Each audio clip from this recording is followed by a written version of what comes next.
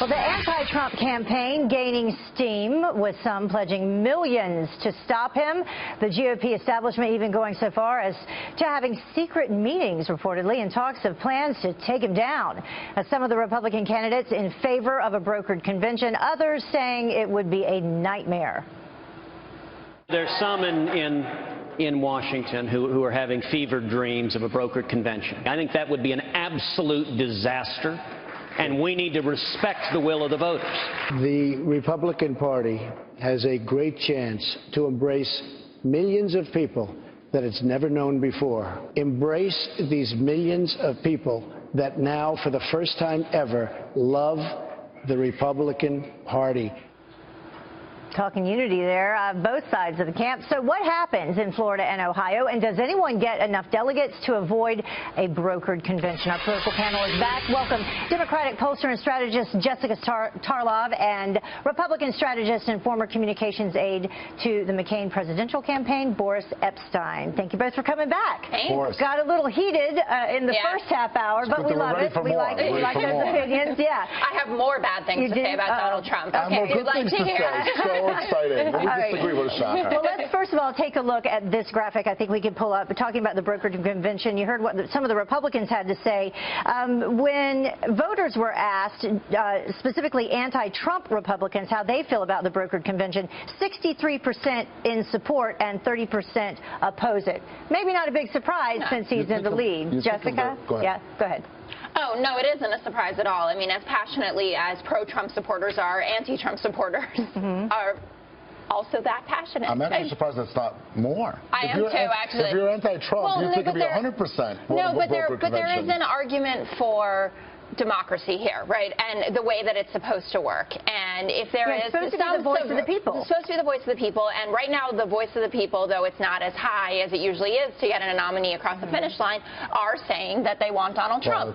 And 50% in some, almost 50% in some states, 50% in some polls. One time. Two times, 49 and 47. Or exactly. I mean, Donald Trump tends to average between 30 and 40%.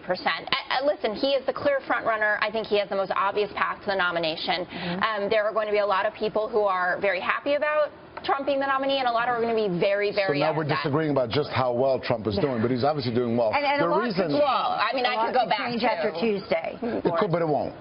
He's likely going to win Florida. There are some outlier polls that have him under 10 points ahead of Rubio, but most polls have him 19, 20 points ahead of Rubio, and then Rubio will likely drop out, even though some advisors have been telling him to drop out ahead of time to save his political career. So Ohio is much closer, and very interesting to see what happens with Kasich. Let's take a look at those polls as we discuss this. You were talking about Ohio being close. This is the latest Florida poll. We have Trump 43, Rubio 20. Huge difference. As you were referencing, huge difference. And then to Ohio, where it's not quite as large. And in fact, the last poll we had, look at that. Kasich up 34% compared to Trump 29%. Kasich, of course, being that being his home state. The sitting governor and popular governor. Very now popular. Still plus minus 3.5%. His approval ratings better in his home state than Rubio's are in Florida. Well, of course, and there's a reason Rubio isn't running for re-election in the Senate from Florida either way, no matter what happens. Now, if Kasich wins, it's great for Trump. Why? Because then he stays in. So it's a positive going forward. And after that, it will most likely be Trump, Cruz, and Kasich, and Trump will continue to be the leader and the most likely nominee. I do agree with your analysis there. You're welcome. But I would like to say that those outlier polls. Were you voting for Trump, too? You could not pay me enough money to vote for that man.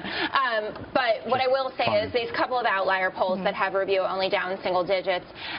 This has been an election of surprises. His margins, Trump's margins in Louisiana, for instance, were much lower than we thought. And people who are deciding late are deciding against Trump. And we do know that early voting has gone to Rubio. That's been sort of an anti-Trump line, right? That if they sent me my talking points this morning, and I'm just spewing them out. We actually did do some, we did some other Fox News polling yesterday, and we asked a question that kind of relates to that, and that's the number of people, the percentage of people, and I'm kind of paraphrasing here, that support Trump 100% no matter what. And then those who support Trump but maybe might change their mind did the same thing with Rubio, and the numbers were about the same. About the same number of people might change their mind for Trump and the same number for Rubio, this coming out of Florida. But Trump's support is calcified nationally, right? So his support now, his baseline is so strong.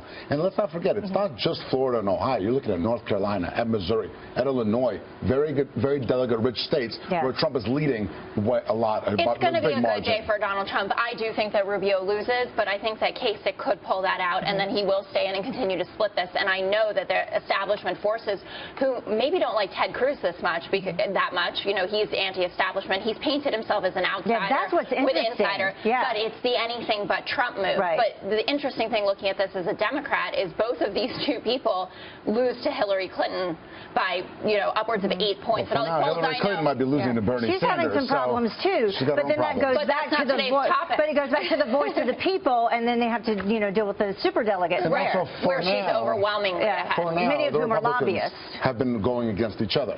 They have not turned at Hillary yet. When Donald Trump did it, was very successful. So we'll see what happens in the general. She's not somebody, Hillary, if she's the nominee, which we can presume, she will not turn out those millennials. She will have a big enthusiasm problem. The enthusiasm is 100% on the side of the Republicans with Donald Trump. But she has been struggling with independents, as Bernie Sanders in these open primaries has been doing very well. But I would wager, I haven't decided how much, on the fact that independents and moderates will come out for Hillary Clinton if it's against Donald Trump. I mean, there will be a huge anti-Trump force there. So I'll take that wager. Michigan, Ohio, Pennsylvania is going to be very good for Trump.